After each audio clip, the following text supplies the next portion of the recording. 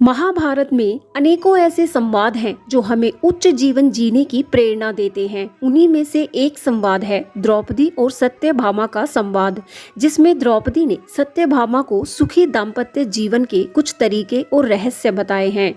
एक बार द्रौपदी और सत्यभामा जब मिलते हैं तो सत्यभामा द्रौपदी से कुछ ऐसे प्रश्न कर बैठती हैं जो उन्हें नहीं करने चाहिए थे। वो पूछती हैं कि वो इतने बड़े परिवार को कैसे संभालती हैं और 5 पतियों के साथ गृहस्थी को आगे बढ़ाना कैसे संभव है। भला वो इतने अच्छे तरीके से अपनी गृहस्थी को कैसे संभालती हैं और खुश भी रहती हैं। तब द्रौपदी ने ऐसे ही कुछ रहस्य सत्यभामा को बताए और इस संवाद का उल्लेख वन पर्व में मिलता है, जिसमें वह उदाहरण पत्नी धर्म का उल्लेख सत्यभामा के समक्ष करती हैं। सबसे पहला रहस्य जो एक पति पत्नी के रिश्ते को मजबूत बनाता है वो है एक स्त्री को अपने परिवार के सभी रिश्तों का पूरा ज्ञान होना चाहिए। कौन हमारे कितने करीब है, कौन कितनी दूर है, इसका ज्ञान होना एक कुशल स्त्री के व्यक्तित्व को दर्शाता है।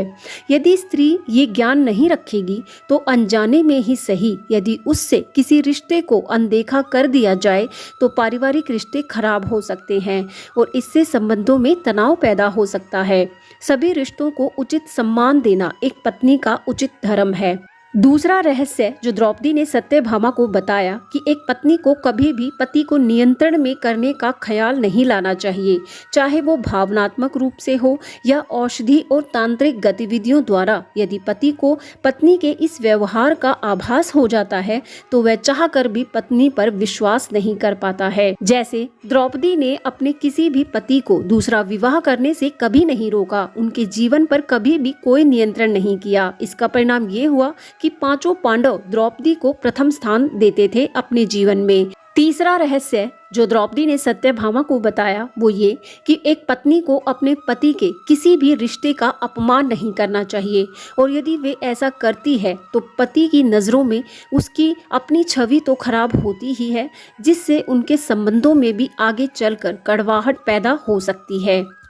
दुर्योधन द्वारा द्रौपदी का इतना बड़ा अपमान करने के बाद भी द्रौपदी गांधारी और धृतराष्ट्र को अपने माता पिता के समान ही मानती थी और उनका उतना ही आदर करती थी। चौथा रहस्य द्रौपदी बताती है कि एक पत्नी को अपनी संगत अच्छी रखनी चाहिए। सकारात्मक बातें करने वाली स्त्रियों का ही संग करना चाहिए। चरित्रहीन स्त्री का साथ छवि को तो खराब करता ही है, बल्कि पति पत्नी के संबंधों को भी धीरे धीरे खोखला कर सकता है। 5वां रहस्य एक स्त्री को अपने उत्तरदायित्व को निभाने में आलस नहीं करना चाहिए। प्रत्येक कार्य को समय पर पूरा करने का प्रयत्न करना चाहिए। इससे पारिवारिक रिश्ते तो मजबूत रहते ही हैं और पति पत्नी का रिश्ता भी मधुरमय बना रहता है।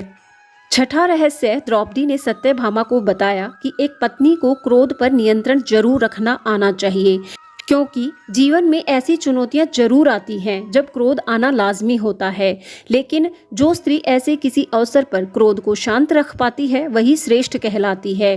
कई बार बेमतलब के क्रोध से रिश्ते बिगड़ भी सकते हैं। जब द्रौपदी को युधिष्ठिर ने दांव पर लगा दिया था और दुर्योधन ने उसका चीरहरण करवाया था, तब भी उसके बाद धृतराष्ट्र द्वारा माफी मांगने पर द्रौपदी ने सबको माफ कर दिया था और इसी बदले में धृतराष्ट्र ने उनकी छीनी हुई संपत्ति भी वापस कर दी थी।